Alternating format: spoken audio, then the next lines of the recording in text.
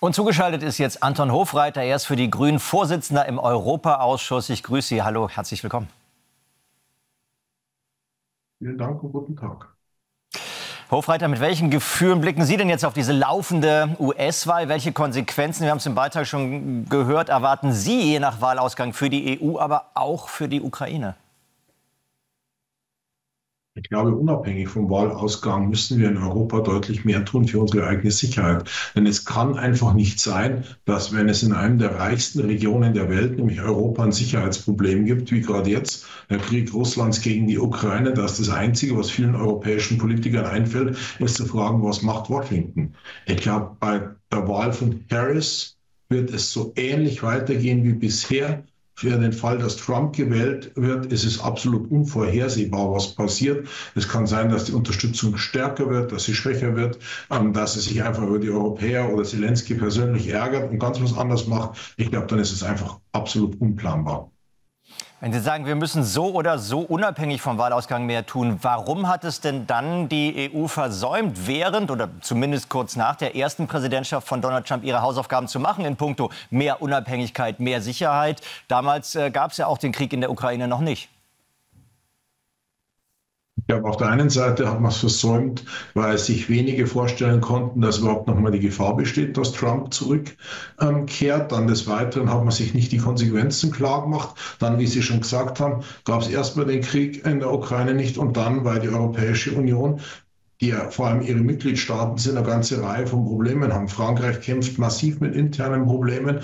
Deutschland, wenn Sie sich unsere Bundesregierung anschauen, ist zwar oft nach langem Gewürge zu richtigen Entscheidungen gekommen, aber steht auch vor ganz, ganz großen Schwierigkeiten. Und bei all dem muss man sich immer klar machen, mehr tun bedeutet mehr Geld ausgeben. Und dieses Geld muss aufgebracht werden. Sei es über Schulden, sei es über Steuereinnahmen, sei es über andere Wege. Aber dieses Geld muss aufgebracht werden. Und das ist natürlich eine große Herausforderung. Da haben wir ja zum Beispiel dieses sogenannte Sondervermögen von 100 Milliarden hier in Deutschland. Können Sie ein bisschen konkreter werden, was mit dem Geld angestellt werden soll, was Europa, aber auch Deutschland unternehmen kann oder muss, um eben langfristig auch politisch, aber auch sicherheitspolitisch unabhängiger zu werden von den USA?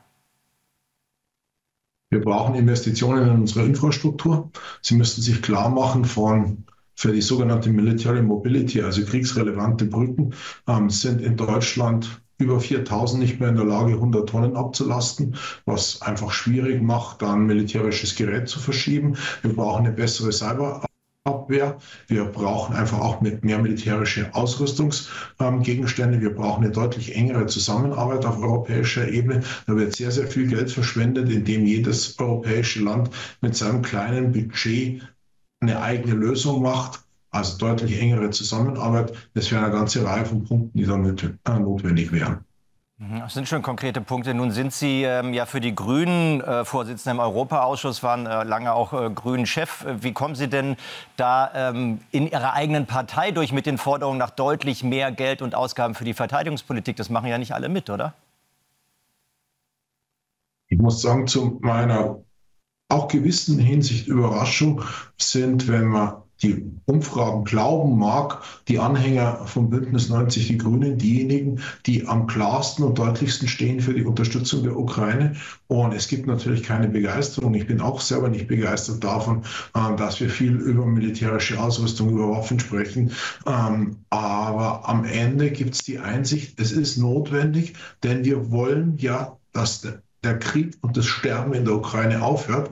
Und beim Aggressor, von der Art, wie es das Regime Putin ist, erreicht man halt den Frieden nicht durch das Zeigen von Schwäche, wie es AfD und BSW vorschlagen, sondern indem man Stärke demonstriert. Erst dann hat man eine Chance, überhaupt in Verhandlungen zu kommen. Nicht durch das ständige Demonstrieren von Schwäche wird man überhaupt nicht ernst genommen von einem Aggressor wie Putin und hat überhaupt keine Chance, diesen Krieg zu beenden. Vielleicht ganz kurz noch, weil diese US-Wahlen auf jeden Fall auch auf Deutschland großen Einfluss haben. Wie schädlich sind da jetzt die aktuellen Querelen in der Ampel aus Ihrer Sicht? Ich halte das für problematisch, denn wie gesagt, ich habe ja schon erwähnt, am Ende ist die Bundesregierung oft zu ganz guten Ergebnissen gekommen. Wir sind der zweitstärkste Unterstützer der Ukraine inzwischen. Wir haben ein Bewusstsein dafür, dass wir mehr investieren müssen in Sicherheit. Wir haben sogar die Unabhängigkeit von russischen Erdgaslieferungen in erstaunlich kurzer Zeit geschafft.